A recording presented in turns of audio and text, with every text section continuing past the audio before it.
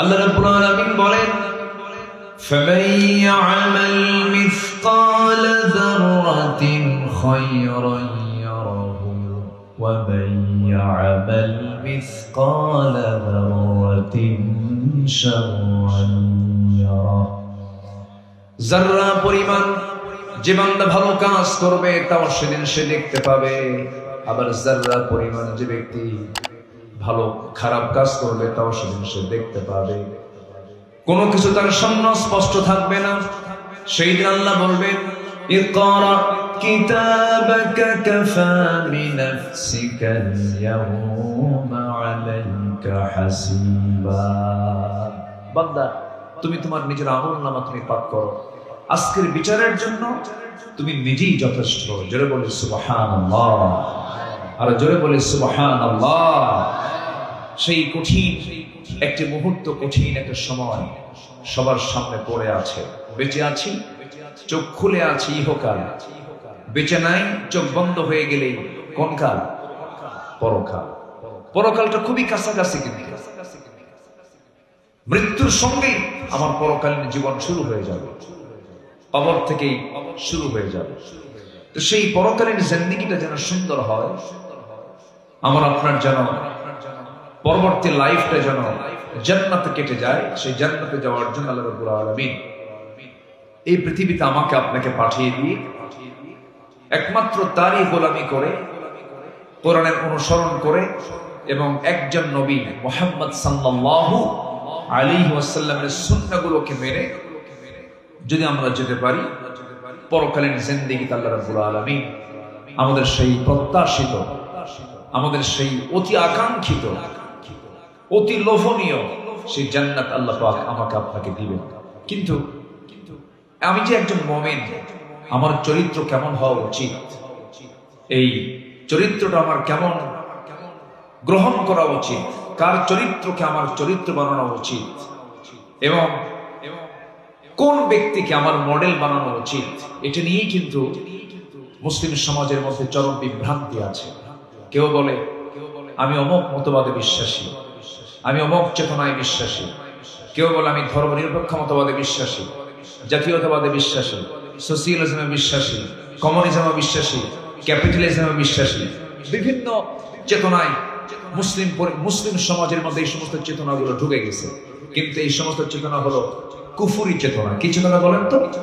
কুফরি চেতনা। মুসলমানদের চেতনা হবে একটাই, তিনি হচ্ছেন মুহাম্মদ সাল্লাল্লাহু। মুসলমানদের প্রেরণা হবে একজন মানুষ, তিনি হচ্ছেন মুহাম্মদ সাল্লাল্লাহু আলাইহি ওয়াসাল্লাম। কার্ল মার্কস, লেনিন, মাও সেতুং, এটা আমাদের মডেল নয়। আমাদের মডেল হচ্ছেন জনাবে মুহাম্মদুর রাসূলুল্লাহ।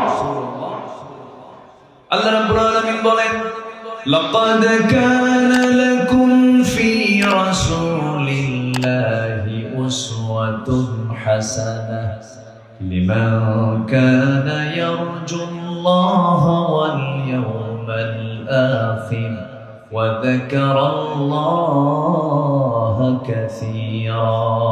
জোরে বলুন আল্লাহু আকবার। তোমাদের জন্য উত্তম আদর্শের বাস্তব নমুনা কেউ না, একজন যাকে আমি আল্লাহ পাক নিজেই সিলেকশন দিয়েছি, উসওয়া হাসানা একজন হতে পারে, তিনি হচ্ছেন মুহাম্মদ সাল্লাল্লাহু আলাইহি ওয়াসাল্লাম। কিন্তু সেই রাসূলকে শুধু ধর্মীয় কিছু কাজে আজকে কিছু শ্রেণীর মুসলমান আছে তাকে আদর্শ হিসেবে গ্রহণ করতে চান। ধর্মীয় কাজে, যেমন ধর্মীয় কাজ কি? নামাজে, কালামে, জুব্বায়, পোশাকে, তারপরে চোখের সুরমাতে, গায়ের আতরে, এরকম মিষ্টি খাওয়ার সুন্নাত, মিসওয়াক করার সুন্নাত, এই সমস্ত সুন্নতে হালকা সে কিছু মানতে চায়। কিন্তু আমার নবীজি রাষ্ট্রনায়ক ছিলেন, তিনি যে বিচারক ছিলেন, তিনি যে সেনাপতি ছিলেন, তিনি যে ক্যান্টনমেন্ট পরিচালনা করেছেন, এটাকে অনেকে মানতে চায় না। রাসূলকে এই হিসাবে মডেল হিসেবে গ্রহণ করতে চায় না। এরা প্রকৃত নবীর উম্মত নয়, এরা হচ্ছে ভণ্ড প্রতারক। আসতে কবেন না, জোরে বলুন ঠিক কিনা? আগে আদর্শ ক্লিয়ার করতে হবে মুসলমান, আগে আদর্শ ক্লিয়ার করতে হবে। মুসলমানিত্ব টিকে রাখার জন্য আগে আদর্শ ক্লিয়ার করতে হবে। আপনি কোন আদর্শে বিশ্বাসী? আমি যদি নবীর সুন্নাহর আদর্শে যদি বিশ্বাসী হয়ে থাকি, তাহলে আমার সমস্ত কার্যক্রম হতে হবে আমার নবীর সুন্নাহ মতো। আজ দেখুন কেন, আমার ব্যবসা হবে নবীর সুন্নায়, আমার চাকরি হবে নবীর সুন্নাহ মতো, আমার রাজনীতি হবে নবীর সুন্নাহ মতো। আমার নবী কেমন রাষ্ট্র গড়েছিলেন? যে রাষ্ট্রে মদ ছিল, জেনার আইন ছিল, সুদের কারবার ছিল। আমার দেশে আছে না নাই? আসতে বলবেন না, আছে না নাই? তাহলে 54 বছরের যে আদর্শকে প্রতিষ্ঠা করে এই দেশ শাসন করেছে 54 বছর, তারা তাদের আদর্শকে বাস্তবায়ন করতে গিয়ে সমাজে মদ চালু করেছিল, জেনা চালু করেছিল, সুদের আইন পাশ করেছিল, নোংরা সেন্সর বোর্ড তৈরি করে সিনেমার আইন পাশ করেছিল। ওই সমস্ত আদর্শের মুখে আমরা থুতু মারি। আমার আদর্শ হচ্ছেন মুহাম্মদ সাল্লাল্লাহু আলাইহি ওয়াসাল্লাম। আমার নবী যেমন একটা রাষ্ট্র গড়েছিলেন, সেই রাষ্ট্র আমরা গড়তে চাই। রাজি আছেন কিনা ইনশাআল্লাহ? অনেকে বলে 1500 বছর আগের কাহিনী কি এখন চলে? দেখছেন কত বড় বেঈমান।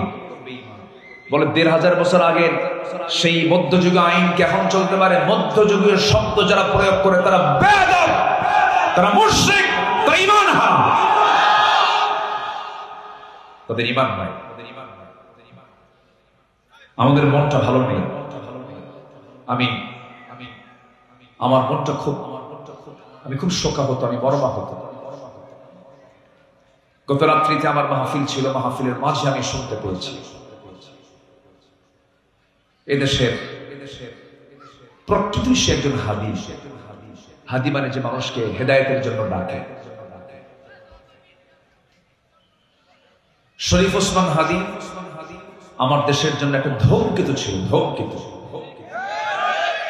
একটা সাইক্লোন ছিল, একটা তুফান ছিল, তরুণ প্রজন্মের একটা অহংকার ছিল আমাদের। তার রক্তকে যুবকরা বৃথা যেতে দেবে না। তার চেতনা, তার মূল বাতিল পন্থীদের কাছে তার অপরাধ মূল ছিল কি জানেন? তার সকল বক্তব্যের মূল যে মূল নির্যাস, সেটা হলো দাদাগিরি করতে দেব না, কোন আধিপত্যবাদ বাংলার জমিনে আমরা কায়েম হতে দেব না। এটাই হলো তার মূল স্বাধীনতার চেতনা, যা 54 বছরে বুক উঁচু করে কেউ বলতে পারেনি।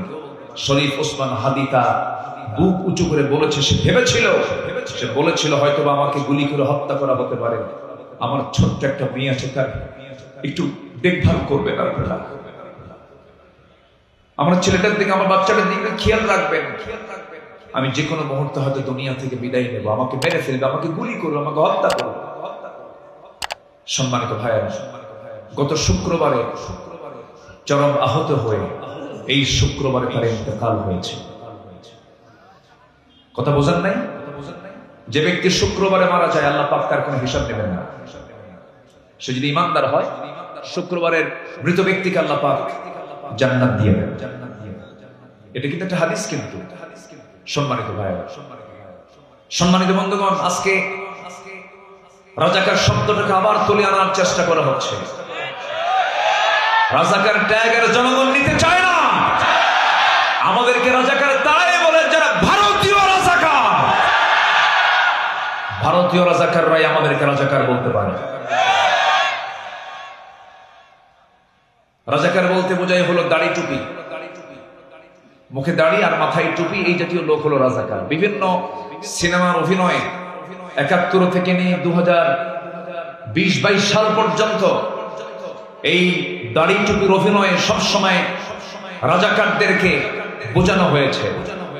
সম্মানিত ভাইয়েরা, যারা মুক্তিযোদ্ধার কথা বলেন, মুক্তিযুদ্ধ করেছেন, আমি তো মনে করি আমার দেশকে 1971 সালে স্বাধীন করার জন্য যে সমস্ত মুক্তিযোদ্ধারা যুদ্ধ করেছেন, তাদের 90% এখন দাড়িওয়ালা, টুপিওয়ালা।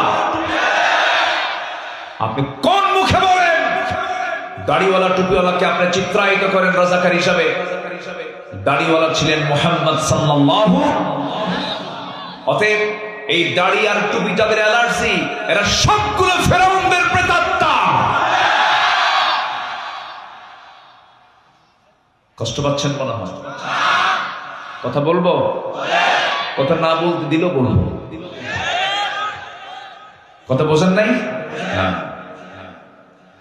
ওয়াজ শেষে কিছু কিছু বক্তা আছে কি ভাই কথায় যদি কোনো ভুল হয় আমার মাফ করে দিয়ে, আমার ভুল কি আমার বাপের কথা বলতে আসছে ভুল যাবো মাপ চাবো? কথা বলতে আসছি কোরআন থেকে। কার গায়ে লাগবে আর কার গায়ে লাগবে না এটা দেখার বিষয় না। সম্মানিত ভাইয়েরা, শরীফ ওসমান হাদিদের মতো তাদের যোগ্যোত্তরসূরি হয়ে তরুণ প্রজন্ম তোমরা কি মাঠে ময়দানের স্বাধীনতা রক্ষার জন্য আন্দোলন করতে পারবে? রাজি আছো? কারা কারা হাত উঁচু করে দেখাও মুসলমান।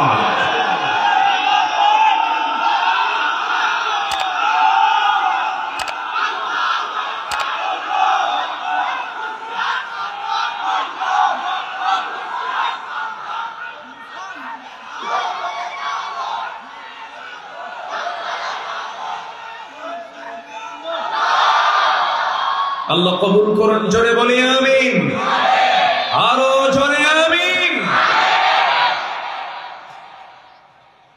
সম্মানিত ভাইয়ের, আমাদের সবচেয়ে বড় শক্তি কি জানেন? আমাদের সুন্দর চরিত্র। আমরা চরিত্রকে সুন্দর করব, জোরে বলি ইনশাআল্লাহ। আমাদের চরিত্র কি করব? সুন্দর করব। যুবকরা, সময়টা খুব প্রতিকূল। অনলাইনের দুনিয়া, ইমান থেকে সিটকে পড়তে কয়েক মিনিটও লাগে না। খুব দ্রুত ইমান তোমার চিন্তাই করে নেবে। এই প্রযুক্তি তোমার, এই তথ্য প্রযুক্তির মিস ইউজ তোমাকে জাহেল বানায় দেবে, মূর্খ বানায় দেবে, তোমাকে হায়না বানায় দেবে, তোমাকে ধর্ষক বানায় দেবে, তোমাকে জেনাকার বানায় দেবে। এই জন্য তথ্য প্রযুক্তির মিস ইউজ করো না। স্মার্টফোন তোমার জীবনকে নাশ করে দিতে পারে। একটা অস্ত্র, ধারালো অস্ত্র মানুষকে হয়তোবা শারীরিকভাবে তাকে জখম করতে পারে, কিন্তু তথ্য প্রযুক্তির যে অস্ত্র, এই যে মিডিয়ার যে অস্ত্রটা, এটা তোমার জীবনের সবকিছু ধ্বংস করে দিতে পারে। এই জন্য এটাকে খুব সাবধানভাবে ইউজ করতে হবে। এই দুনিয়াতে এখন, এই প্রেজেন্ট ওয়ার্ল্ডে সবচেয়ে বড় চ্যালেঞ্জ হলো ইমানকে রক্ষা করা, চরিত্রকে ঠিক রাখা। আমরা চরিত্রকে যে কোনো মূল্যে ঠিক রাখবো। প্রথমে সাজিয়ে নিব 5 ওয়াক্ত নামাজ। প্রথমে সাজিয়ে নেব কি নামাজ বলেন? 5 ওয়াক্ত নামাজ। এই নামাজ কেন্দ্রিক জীবন আমরা গড়ব। ফ্রেন্ড সার্কেল গড়ে নেব। কি সার্কেল বলেন? ফ্রেন্ড। যারা ফ্রেন্ড হবে তারা কেমন ধরনের হবে? 5 ওয়াক্ত নামাজ দিয়ে আমাদের প্ল্যান আগে সাজায় নেব। আল্লাহ কবুল করুন, জোরে বলি আমিন। ইমানদারদের চারিত্রিক যে রূপরেখা, কোরআনের আলোকে আমি 8টা পয়েন্টে কথা বলতে চাচ্ছি। আমাদের সময় একটু বেশি লাগে, দিনের বেলা তো সময় কম পাওয়া যায়, তো যতটুকু সময় বলবো আমাকে সময় দিচ্ছেন তো নাকি? আমাকে যারা শোনেন, আমাকে যারা দেখেন প্রযুক্তির, এই তথ্য প্রযুক্তির মাধ্যমে কল্যাণে, আমি আমার এই 26-27 বছরের ইতিহাসে আমি কোরআনের বাইরে আজে বাজে অপ্রাসঙ্গিক অযৌক্তিক কথা আমার মুখ থেকে খুব কমই বের হয়। আমি বলি না সাধারণত, হঠাৎ করে হয়তো হতে পারে স্লিপ অফ টাং হতে পারে, তবে আমি খুব সচেতন ভাবে কথা বলার চেষ্টা করি এবং প্রত্যেক আলোচকের এইভাবেই কথা বলা উচিত, ঠিক কিনা বলেন? আগে কথা বলার আগে চিন্তা করা, আগে চিন্তা করে এরপরে কথা বলা উচিত। মুখে যা আসে তা বলা উচিত না। সম্মানিত ভাইয়েরা, তো 1 নম্বর চারিত্রিক আদর্শ, চারিত্রিক রূপরেখা 1 নম্বর হচ্ছে সে ব্যক্তি ইমানদার যার অন্তরে সর্বক্ষণ আল্লাহর দিলটা, মানে আল্লাহর ভয়ে দিলটা কাঁপতে থাকবে। সে হচ্ছে একজন ভালো ইমানদারের যে লক্ষণটা, তার মধ্যে 1 নম্বর লক্ষণ হচ্ছে সে কি হবে? তার দিলটা কাঁপবে। কার ভয়ে? আসতে বলেন, কার ভয়ে? চারিত্রিক রূপরেখার 1 নম্বর রূপরেখা হচ্ছে, 1 নম্বর রূপ হলো সে হবে আল্লাহর ভয়ে ভীত এবং তার দিলটা সর্বক্ষণ কাঁপতে থাকবে। কার ভয়ে? আল্লাহর ভয়। আল্লাহ আমাকে দেখছেন, আল্লাহ আমাকে শুনছেন, আল্লাহ আমাকে সবকিছু অবজার্ভ করছেন। ভাইরে, এই ভয় ছাড়া মানুষ কখনো ভালো হতে পারবে? এত কিছুর মধ্যেও দেখেন সিসি ক্যামেরা, সব ফুটেজ, সবকিছু আছে, জানে, কিন্তু এরপরও গুলিটা করে দিল। আল্লাহর ভয় থাকলে কি করতে পারতো? আস্তে, আল্লাহর ভয় থাকলে কি করতে পারতো? করতে পারতো। আল্লাহ রাব্বুল আলামিন, কি এটা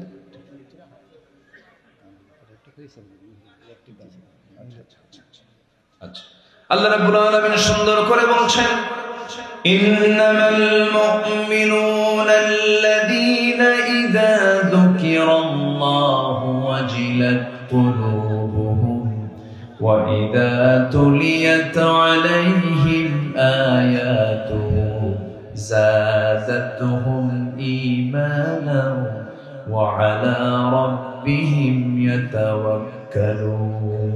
জোরে বলুন আল্লাহু আকবার।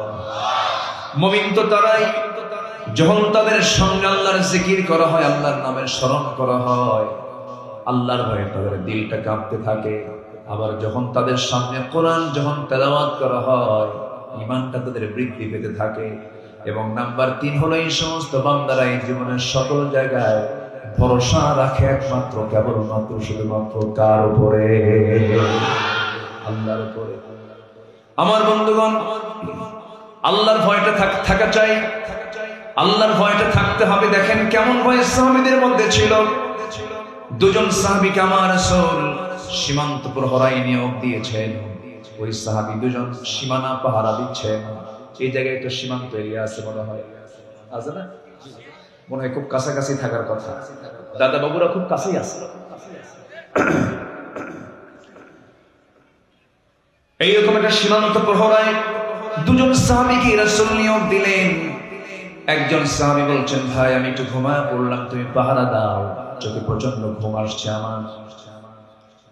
সাইয়েদনা আম্মার ঘুমিয়ে পড়লেন। আব্বাস রাদিয়াল্লাহু আনহু দাঁড়ায় থাকলেন, হাতে অস্ত্র নিয়ে দাঁড়ায় আছেন, সীমান্ত পাহারা দিচ্ছেন। হঠাৎ করে তার মনে হলো খামাখা দাঁড়ায় থেকে লাভ কি? শেষ রাতের সময় ওযু বানায় নামাজে দাঁড়ায় গেছেন। নামাজ যখন শুরু করেছেন, দূর থেকে শত্রু তাকে তাক করেছে, তাকে টার্গেট করে একটা তীর মেরে দিয়েছে নামাজের ভিতরে। ডান পায়ে বিদ্ধ হলো, নামাজ ছাড়তেছেন না, দরদর করে রক্ত পড়া শুরু হয়ে গেছে। দ্বিতীয় রাকাতে আমার নামাজে দাঁড়িয়েছেন, আরেকটা তীর এসে তার বাম পায়ে লাগলো, রক্ত গড়ে গড়ে পড়ছে। ঘুমন্ত সাহাবী জায়গা পেয়ে বলছেন, আব্বা কি করো, শত্রু তোমাকে আক্রমণ করে ফেলেছে। তবুও তিনি নামাজ ছাড়তেছেন না। নামাজ পড়লেন, সালাম ফিরলেন, রুকু করলেন, সিজদা দিলেন। সালাম ফেরার পর বলছেন, ভাই আম্মা আমি নিজেও জানি শত্রু আমাকে অ্যাটাক করেছে, শত্রু আমাকে হত্যার উদ্দেশ্যে তীর মারা শুরু করেছে। দুটা তীর দুটো পায়ে লেগেছে, তাও আমি জানতে পেরেছি। কিন্তু ভাই আম্মার আমি কি করব? নামাজের মধ্যে যে মজা পাচ্ছিলাম, যে তৃপ্তি পাচ্ছিলাম, যেন আমি আল্লাহর সঙ্গে ডাইরেক্ট কথা বলতেছি। যেরকম সুবহানাল্লাহ, আমি যেন আল্লাহর সঙ্গে সরাসরি কথা বলছি, আল্লাহ আমার কথার জবাবগুলো যেন দিচ্ছেন। ওই সময় মনে হলো দুটা তীর আমার দুটা পায়ে লাগলো, আরেকটা তীর যদি আমার বক্ষটা ভেদ করে দিত, তবু আমি নামাজের মধ্যে যে মজা পাচ্ছিলাম, এই মুহাব্বতের নামাজ আমি কখনো ছেড়ে দিতাম না। যেরকম সুবহানাল্লাহ। আল্লাহর ভয়, আল্লাহর সাক্ষাৎ, আল্লাহর দিদার, এটার চাইতে বড় আকর্ষণ পৃথিবীতে এবং মরার পরেও নাই। যারা আল্লাহ হয়ে গেছে তারা সব হয়ে গেছে। একটা কথা জেনে রাখবেন, খুব শক্ত হাদিস, খুবই গভীর হাদিস, খুবই কঠিন হাদিস।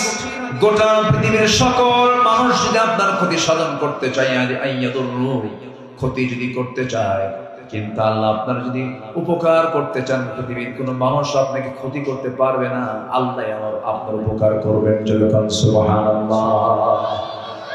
গোটা পৃথিবীর মানুষ যদি আপনার উপকার করতে চায়, গোটা দুনিয়ার 800 কোটি মানুষ সবাই যদি আপনার উপকার করতে চায়, আর আল্লাহ যদি আপনার ক্ষতি করতে চান, আপনি পরাজিত, আপনি ক্ষতিগ্রস্তই হবেন। কারণ আল্লাহ যা চাবেন সেটাই বান্দার জন্য 100% হবে। যখন ঠিক কিনা?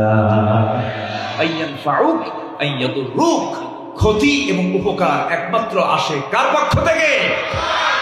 আল্লাহর পক্ষ থেকে। আমেরিকা আমাকে বাঁচাবে না, ইউকে আমাকে বাঁচাবে না, ইউরোপ আমাকে বাঁচাবে না, দিল্লি আমাকে বাঁচাবে না, আমাকে বাঁচাবেন আমার আল্লাহ তাআলা। ঠিক কিনা? সম্মানিত ভাইরা, তাহলে একজন ইমানদারের আদর্শ চারিত্রিক রূপরেখার 1 নম্বর দিক হলো আল্লাহর স্মরণে অন্তরের প্রকম্পন এবং ঈমানের শক্তি বৃদ্ধি পাওয়া। আল্লাহর আয়াত শুনলে পরে ইমানের শক্তি বৃদ্ধি পেয়ে যায়। আমরা আল্লাহর কালামকে সুন্দর করে পড়বো, জোরে বলি ইনশাআল্লাহ। কোরআন শুনবো বেশি বেশি, গান শুনবো।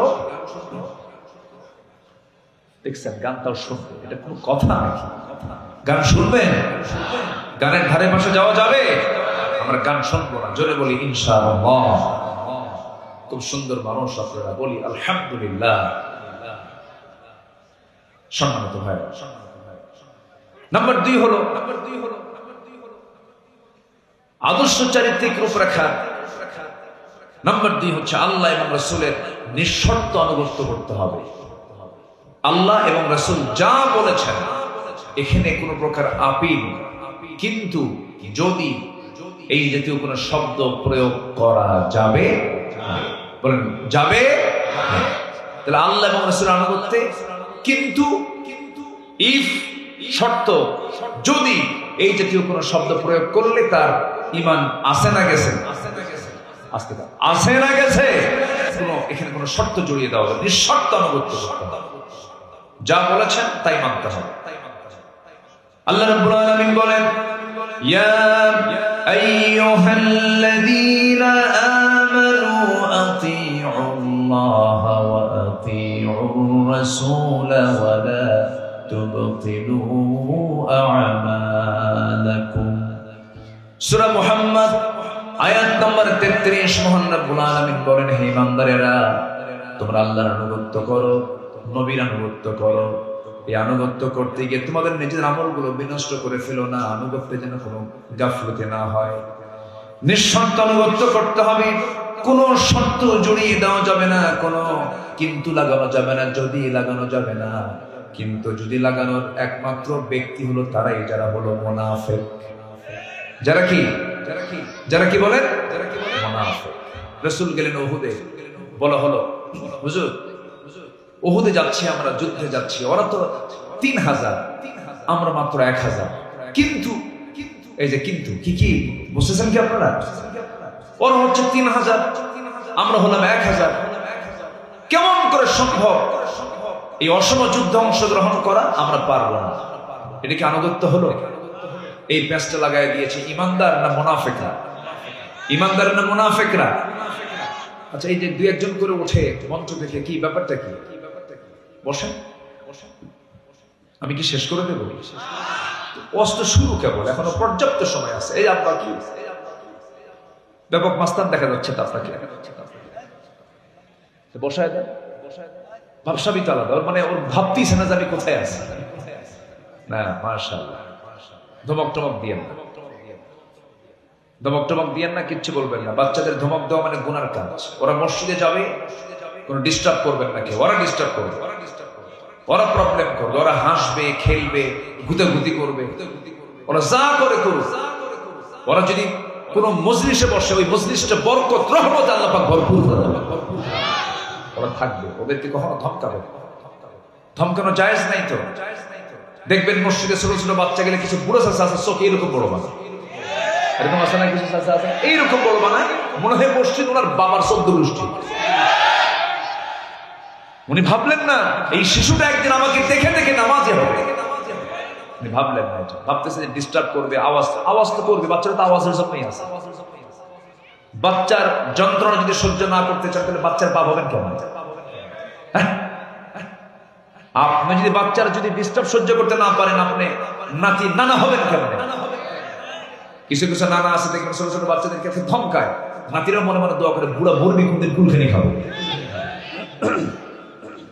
ঠিক কিনা বলেন?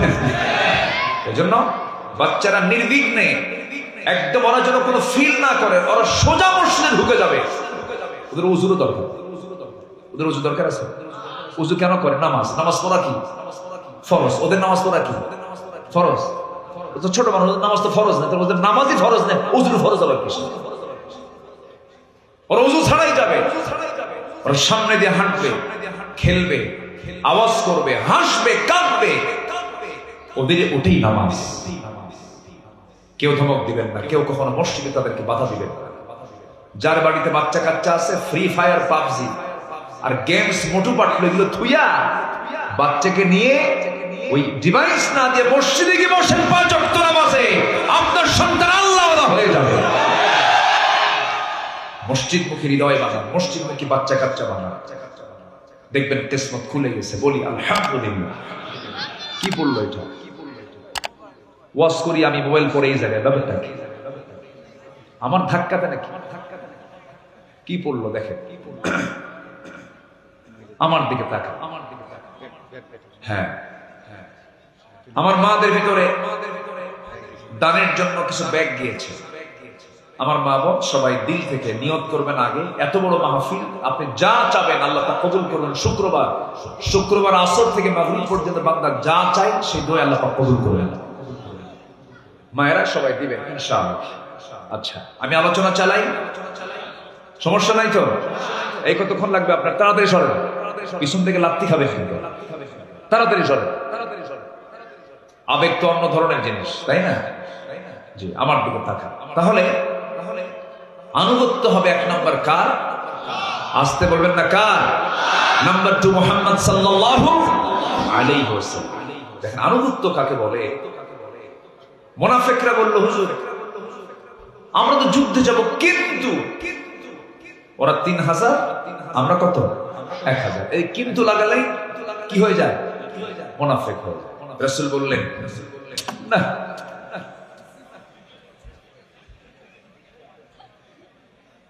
রাসূল বললেন শোনো, তোমরা যদি কেউ না যাও, আমি রাসূল একা গিয়ে বাতিলের শক্তির মোকাবেলা করব।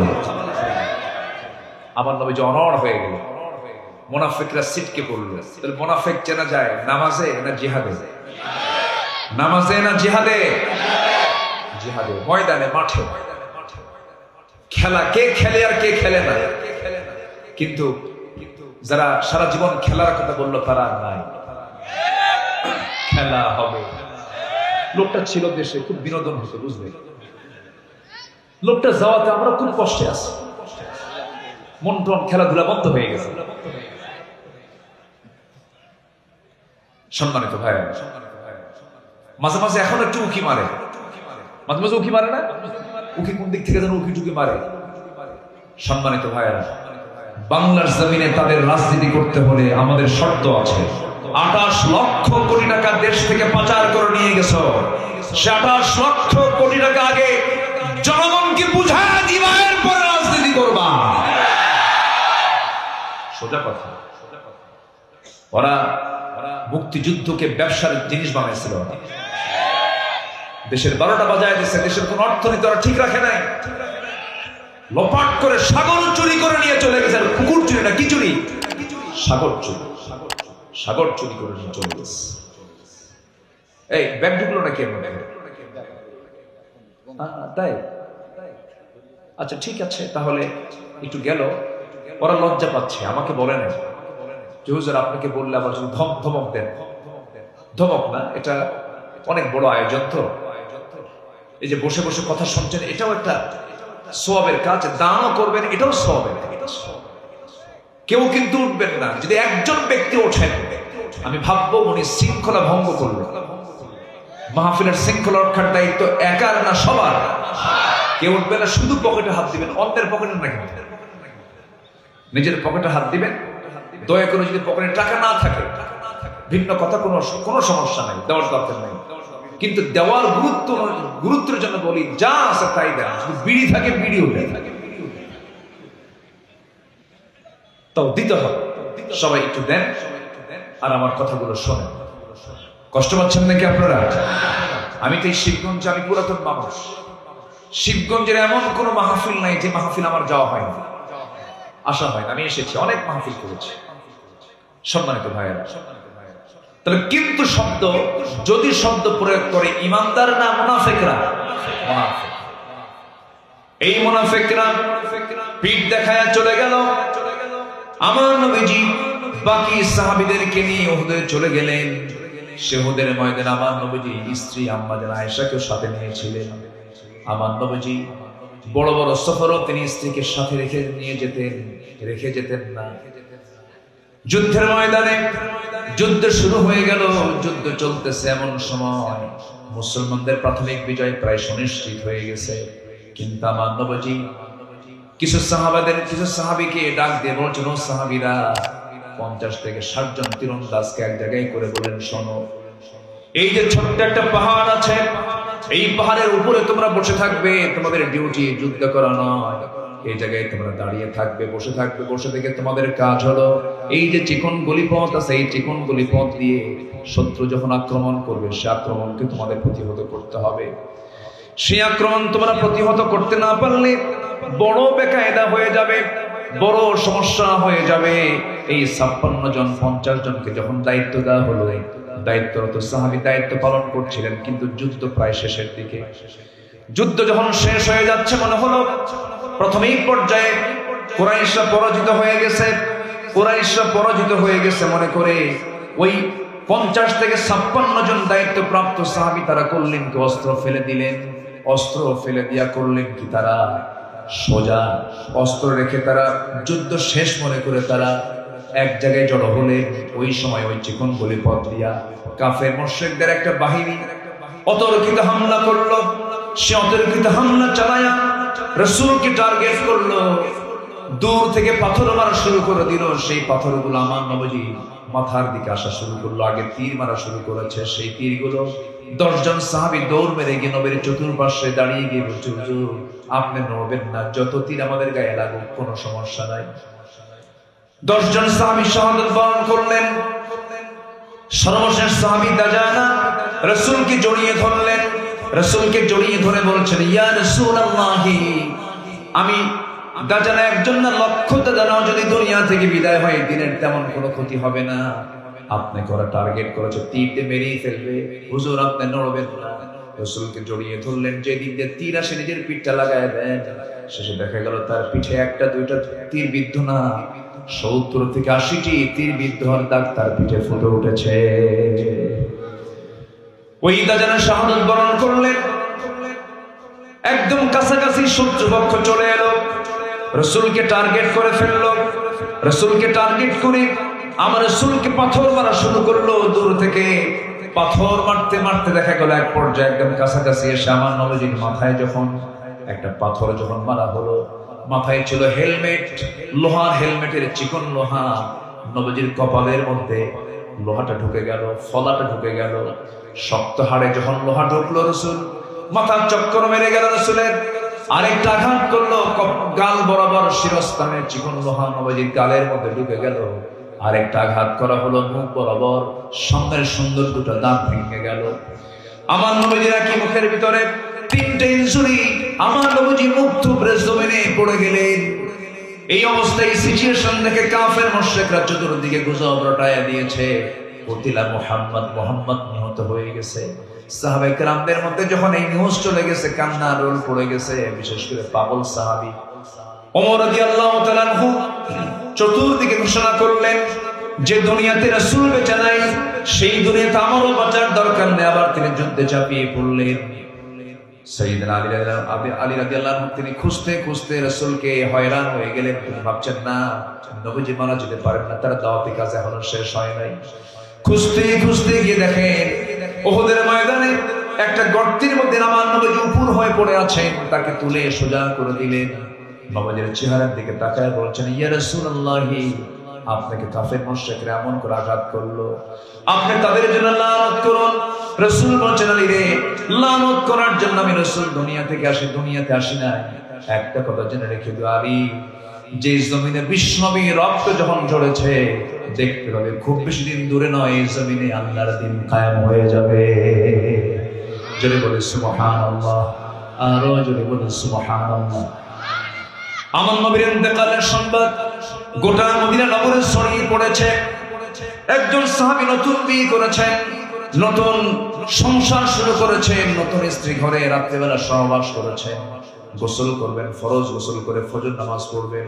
এমন সময় কানে আসলো, রে হানজালা, তুমি কি জানো রাসূল নাকি দুনিয়া থেকে বিদায় নিয়েছেন? ফরজ গোসল বাদ দিলেন, ফরজ নামাজ বাদ দিলেন। সব ফরজের বড় ফরজ জিহাদকে প্রাধান্য দিয়া স্ত্রীর কাছ থেকে চিরদিনের মতো বিদায় নিয়ে বলছে, স্ত্রী রে, যে দুনিয়াতে রাসূল বেঁচে নাই, সেই দুনিয়াতে আমার কোনো বাঁচার দরকার নাই। রওনা দিলাম জিহাদের, তরবারি হাতে তুলে দাও। তোমার সঙ্গে আমার আর দুনিয়াতে দেখা হবে না, কারণ নাকের মধ্যে জান্নাতের ঘ্রাণ পাচ্ছি। তোমার সঙ্গে দেখা হবে জান্নাতের সিঁড়িতে। ঝাঁপিয়ে পড়লেন, যুদ্ধে যুদ্ধে শাহাদাত বরণ করলেন হানজালা। 70 জন সাহাবী শাহাদাত বরণ করেছেন। আজ থেকে 3 মাস আগে আমি সে উহুদের প্রান্তরে ঘুরে এসেছি, দেখে এসেছি। যখন যাই মদিনায় গেলে পরে উহুদের প্রান্তরে যাই, আমার কাছে যেন কেমন মনে হলো। এবার 2 টাইমে গিয়েছিলাম, একটা টাইম হলো রাতের বেলা, আর একটা হলো দিনের বেলা। রাতের বেলা 11:30টার দিকে যখন ওই দিক দিয়ে যখন গাড়ি নিয়ে আসে, আমার কাছে আল্লাহর কসম করে বলছি, নাকের মধ্যে যেমন এমন একটা সুগন্ধির ঘ্রাণ পাচ্ছিলাম, যেন দুনিয়ার কোনো জায়গায় এমন সুগন্ধি নাই, এমন মজা পাচ্ছিলাম। কেমন যেন একটা ঘ্রাণ চলে আসলো সে জায়গায়। 70 জন সাহাবীর লাশ সেখানে আছে, 70 সাহাবীর কবর সেখানে আছে। আমার নাকে এসে সেই সুগন্ধিটা ধাক্কা মারলো।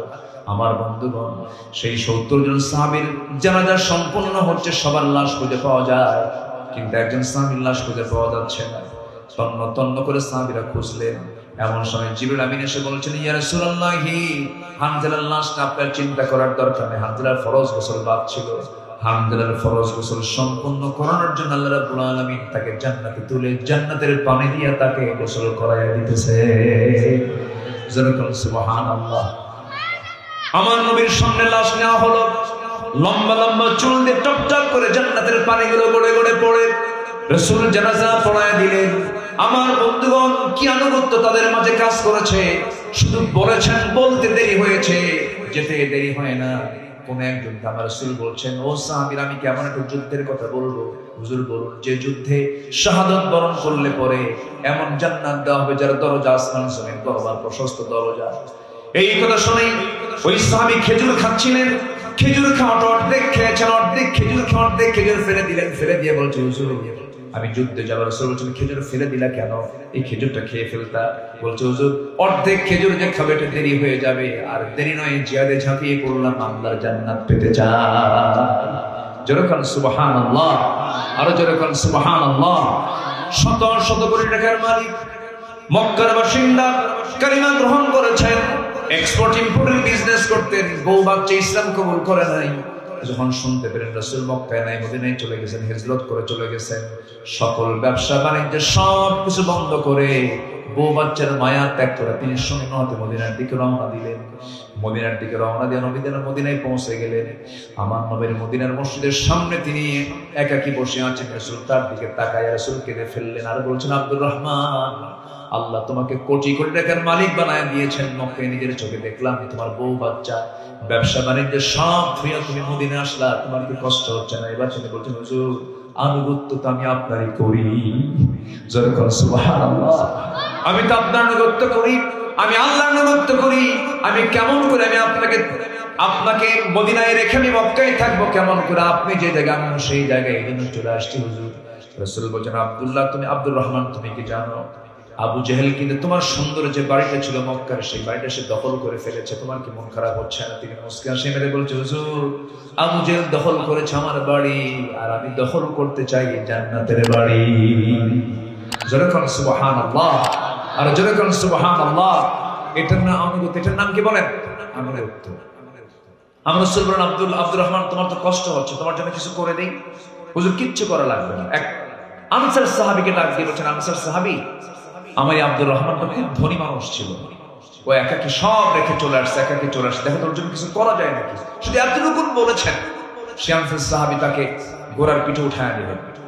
ঘোড়ার পিঠে উঠায় নিয়ে গোটা মদিনা, এই টাকা নাই, পয়সা নাই, অতএব এই মুহূর্তে আপনি যেহেতু বউ পাচ্ছেন না, আমি সিদ্ধান্ত নিয়েছি, আল্লাহ পাক আমাকে 2টা বউ দান করেছেন, আমার স্ত্রী 2জন, যে কোনো একজনকে তালাক দেব, আপনি তাকে আপনার বউ বানায় নেবেন। কি মহাব্বত, কি ভালোবাসা তাদের মাঝে কাজ করেছে। আমার নবীজির এই প্রিয় সাহাবী আব্দুর রহমান বলছেন, শোনো ভাই, বউ তালাক দেওয়া লাগবে না, খেজুর বাগান আমার নামে দলিল করে দেওয়া লাগবে না, আমার যদি কিছু উপকার করতে চাও একটু বাজার সাইড দেখায় দাও। ছোট্ট একটা ব্যবসা শুরু করতে চাই। ছোট্ট একটা ব্যবসা শুরু করলেন। ব্যবসা শুরু করে কয়েক টাকা কামাইও করেছেন, কয়েক রতি সোনা কামাই করেছেন। বিয়ের প্রয়োজন মনে করেন, কারণ যৌবন আছে যার, বিয়ের প্রয়োজন কি আছে? কিচ্ছু করে না। যুবকরা কি যুবক আছে না বুড়ো হয়ে গেছে আল্লাহ জানে। যৌবন আছে যার, বিয়ের প্রয়োজন। আচ্ছা, তার এই থেকে কেবল যুবক হচ্ছে। এখানে কি তোমার আব্বারা আছে, বললে উপকার হবে না? একটু হবে কি না? বুড়া চাষা হয়ে হবে। বিয়ে করা উচিত। বিয়েটা হচ্ছে জরুরি জিনিস। অনেকে বিয়ের ব্যাপারে আগ্রহ কম, বিয়ে করতে চায় না। কি করে খাওয়াবো? বউ তো হাতি, কি করে খাওয়াবো? কি করে খাওয়াবো? এই কথা কি ইমানদারের কথা না মুশরিকের কথা? খাওয়াবেন কে? বিয়ে করো, বিয়ে করলে তোমার রিজিক আল্লাহ ডাবল করে দিবে। জোরে বলে সুবহানাল্লাহ। বিয়ে করতে যাবো, অন্যের বউ না কিনতে হবে। অন্যের বউ থাকতে ওই বউ আবার বিয়ে করে নিয়ে আছে কিনা? আছে কিনা? মানুষ এত নোংরা, এত নোংরা। আল্লাহ বললেন ওয়াল মুতাল্লাকাত ইয়াতারাব্বাসনা বিআনফুসিহিন্না সালাসাতা কুরু, তিনটা ইদ্দত না যাওয়া পর্যন্ত তালাক প্রাপ্ত নারী 3 মাস আরো সামথিং টাইম না ক্রস হওয়া পর্যন্ত ওই নারীকে কোনো পুরুষ বিয়ে করতে পারবে না। 3 মাস 13 দিন, 3 মাস 10 দিন তো আছেই, এটা তো শর্ত। বউ থাকতেই ওই বউ নিয়ে আরেকজন পাবে। আছে না নাই? এটা কি সুস্থ না অসুস্থ? বলেন, সে কি সুস্থ না অসুস্থ? অসুস্থ হয়ে পড়বে। বিধবা নারীর জন্য আরবাআতু আশহুরিন ওয়া আশরা, বিধবার জন্য হলো 4 মাস 10 দিন, 4 মাস 10 দিন। আর তালাক প্রাপ্তার জন্য 3 মাস 10 দিন। তো এই 1 মাস কেন বেশি বাড়ানো হলো? তালাক হয় হচ্ছে ঘৃণার সাথে। স্বামী স্ত্রী যখন মিলিত হয়, স্বামীর পক্ষ থেকে স্ত্রীর কাছে যে প্রোটিন গুলো যায়, এই প্রোটিন গুলো তার শরীরে ভর করে প্রায় 3 মাস 10 দিন পর্যন্ত তালাক প্রাপ্ত। প্রথম মাসে 30% চলে যায়, দ্বিতীয় মাসে 30% চলে যায়, তৃতীয় মাসে 30% চলে যায়।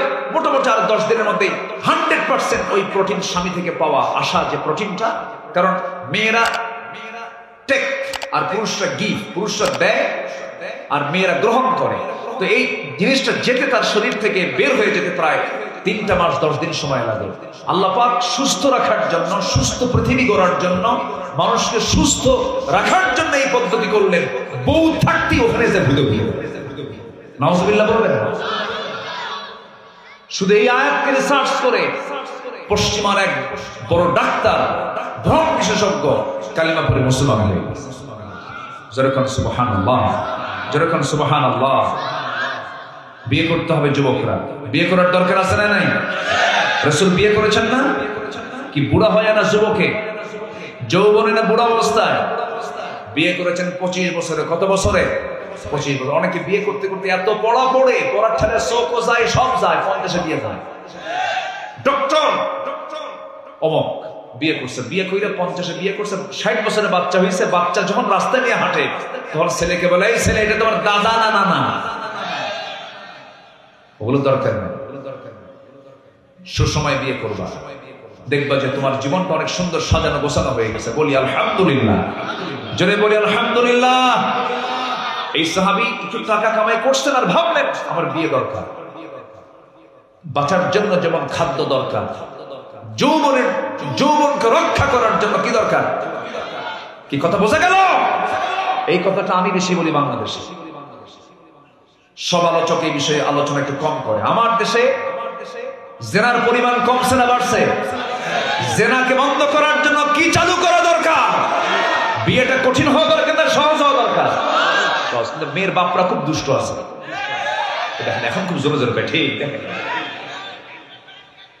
হ্যাঁ, কয়শো বিঘা আম বাগান আছে, প্রতিষ্ঠিত মঙ্গল গ্রহে অফিস লাগবে। কত কি লাগে? সরকারি চাকরি হবে না, নগদ ক্যাশ লাগবে এত কোটি। এরপরে ইউরোপ আমেরিকায় সিটিজেনশিপ থাকতে হবে, মঙ্গল গ্রহে 2টা অফিস থাকতে হবে। আছে কিনা? আছে কিনা? না, রাসূল ফাতিমাকে বিয়ে দিয়েছেন ঘরওয়ালা লোকের সাথে না ঘর ছাড়া লোকের সাথে? তো ওয়াজ তো ঠিকই শোনেন, কিন্তু কাম তো করেন। রাসূল ঘর ছাড়া মেয়ে ছেলে শরীফের ঘরওয়ালা, বাড়িওয়ালা, কূপওয়ালা, সম্ভ্রান্ত বহু সাহাবী বিয়ের প্রস্তাব নিয়ে এসে রাসূল বলেছেন, নো, নট অ্যালাউড, যাও, আমার আলী আছে। যেরকম সুবহানাল্লাহ। রাসূল বলেছেন, আলী তোমার কিছু আছে? হুজুর কিচ্ছু নাই, যা দেখতেছেন আমার গায়ে। বাড়ি নাই, গাড়ি নাই, টাকা নাই, পয়সা নাই, কিছুই নাই, কিচ্ছু নাই। এই যে ঢালটা আছে, ঢালটা বেঁচে আসো, এটাই হবে বিয়ের মোহরনা। সুবহানাল্লাহ বলবেন না?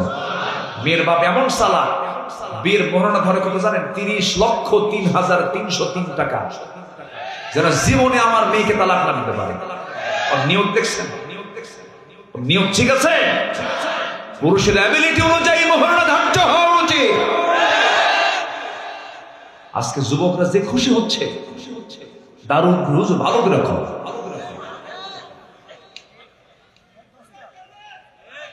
কি কয়? চলো চলো, ঠিক আছে, তোমাদের সহজ করে দিচ্ছেন। কিন্তু মেয়েদের আবার রুচি খারাপ। মেয়েরা ভালো ছেলে পছন্দ করে না।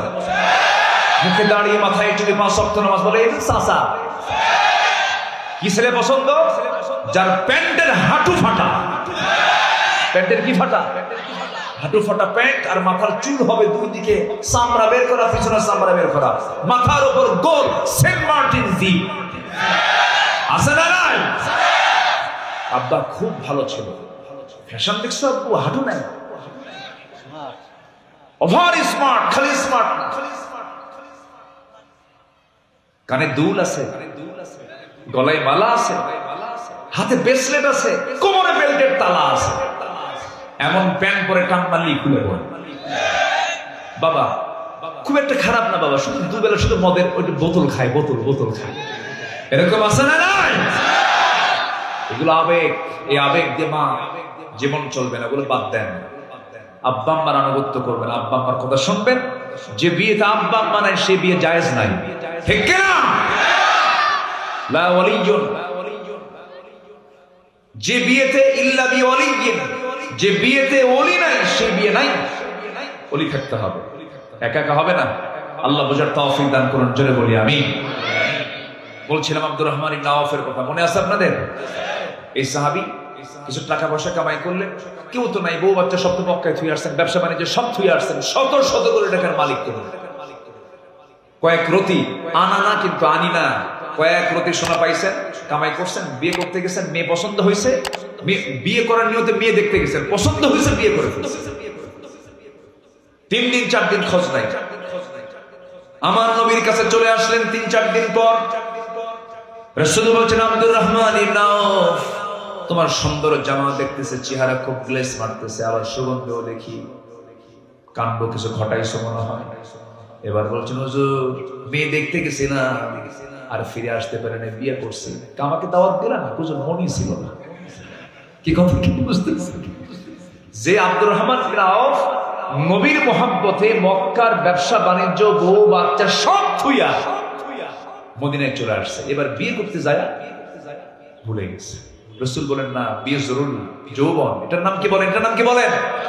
রাসূল বলেন, ঠিক আছে বিয়ে করেছো, আমি ধন্যবাদ দিলাম, কিন্তু টাকা পাইলা কোথায়? হুজুর ব্যবসা করছিলাম, একটু বরকত পেয়েছে, ওই যে মদিনার আনসার সাহাবী হেল্প করেছে, ব্যবসায় কিছু কামাই হয়েছে। আমার রাসূল এত খুশি হলেন। আমার রাসূল তার আমার আপনার মতো ছেঁচড়া দাওয়াত না পেলে এরকম মন খারাপ করে না।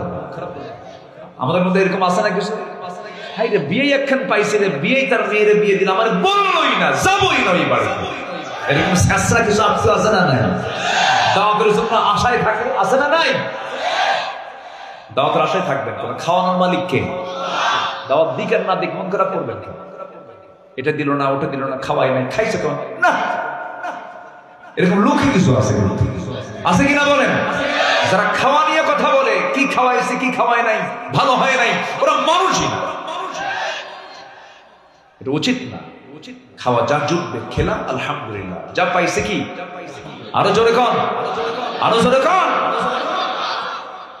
যদি একটু খাওয়া দুর্বল হয় মেয়ে পক্ষে, হ্যাঁ আছে না এরকম? মেয়ে পক্ষের খাওয়া যদি একটু দুর্বল হয়, সারা জীবন খোটা মারে মেয়েকে, তোর বাপ তো কি বলবে, খাওয়াই না, আছে না নাই? এগুলো করবেন না। যা জুটবে বলবো আলহামদুলিল্লাহ, জোরে বলি আলহামদুলিল্লাহ। আজকে অনেক উপকার হলো সবার আজকের ওয়াজ দিয়ে। নামাজ পড়েন তো নাকি? কয় ওয়াক্ত নামাজ? বলেন কয় ওয়াক্ত নামাজ পড়বো আমরা? বলেন। আল্লাহ কবুল করুন, জোরে বলি আমিন, আরো জোরে আমিন।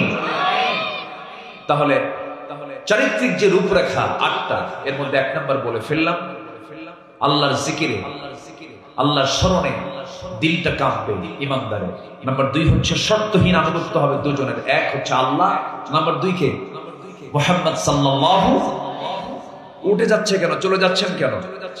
যারা চলে যাচ্ছেন এটা কিন্তু ঠিক হচ্ছে না, এটা শৃঙ্খলার খেলাফ হচ্ছে। সবাই বসুন, আমরা পয়েন্টটা শুধু শেষ করে দেব, হয়তো ব্যাখ্যা দিতে পারবো। দায়িত্ব এবং জবাবদিহিতার ভারে বিগলিত হৃদয় এবং আত্মসমালোচনা, এটা ইমানদারের গুরুত্বপূর্ণ একটা দিক। দায়িত্ব নিয়ে তার পেরেশানি অবশ্যই দরকার আছে না নাই বলেন তো? এই যে আমার পাশে চেয়ারম্যান সাহেব বসে আছেন, উনি যদি দায়িত্বের সম্পর্কে সচেতন না হন, দায়িত্ব পালন হবে? পেরেশান থাকতে হবে। যেরকম পেরেশান ছিলেন ওমর ফারুক রাদিয়াল্লাহু তাআলা। এক রাতে উনি বের হয়েছেন, একটা প্রত্যন্ত গ্রামের মধ্যে গেছেন, গিয়ে দেখেন এক বুড়ি মহিলা বসা। তো আরেকজনকে সাথে নিয়ে গেছেন, সাইয়েদনা আলীকে সাথে নিয়ে গেছেন।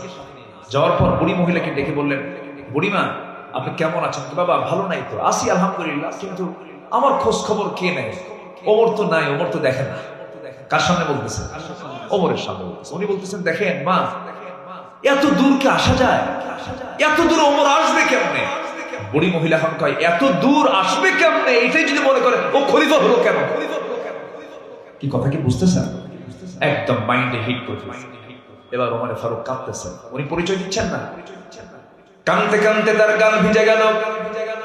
এবার বলছে, বুড়িমা আপনি ওমরের বিরুদ্ধে যে নালিশটা করেছেন, সেই নালিশটা তুলতে নিলে আপনি কি নিবেন বলেন?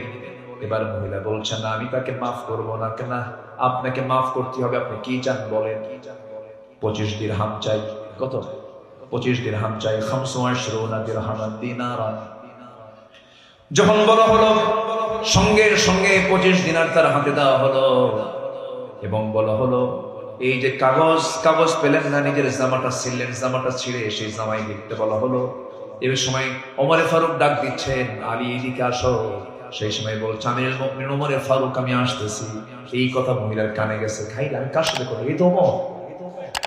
উনি থরথর করে কাঁপতেছেন। মহিলা বলছে, না টাকা নেওয়া লাগবে না, আমি আপনাকে মাফ করে দিয়েছি। থরথর করে কাঁপতেছে। এবার ওমর ফারুক বলছে, মা আপনি আমার পরিচয় যেহেতু জেনে গেছেন, আমি তো ক্ষিপ্র নই, আমি তো রাগান্বিত নই, আমি আপনার কাছে মাফ চাই, আপনি আমারে মাফ করে দিন।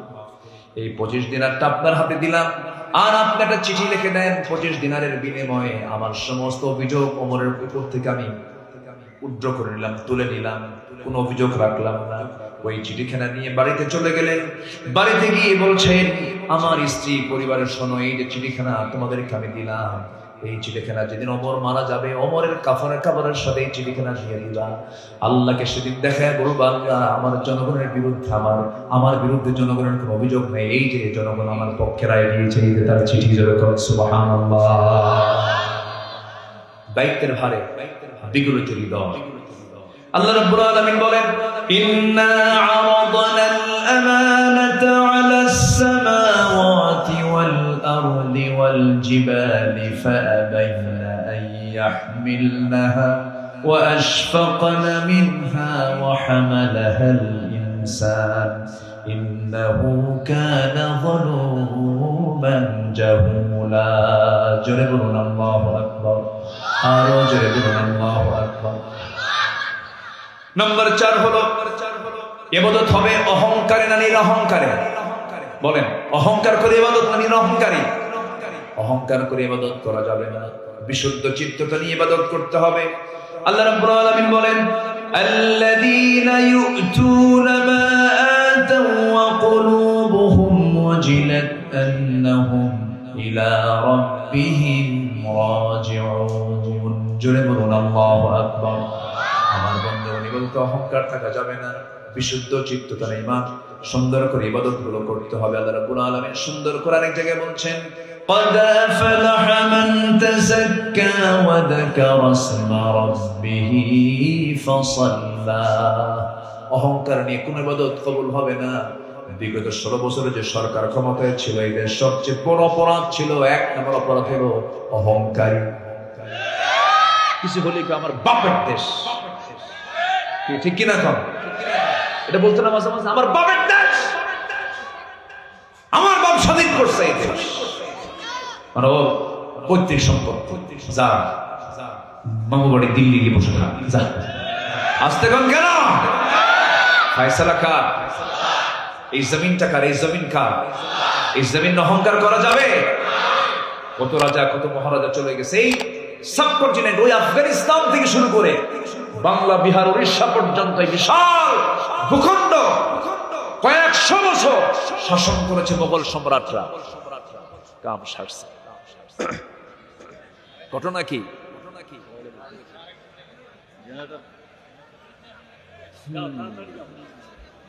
মানুষ তো এখন উঠবে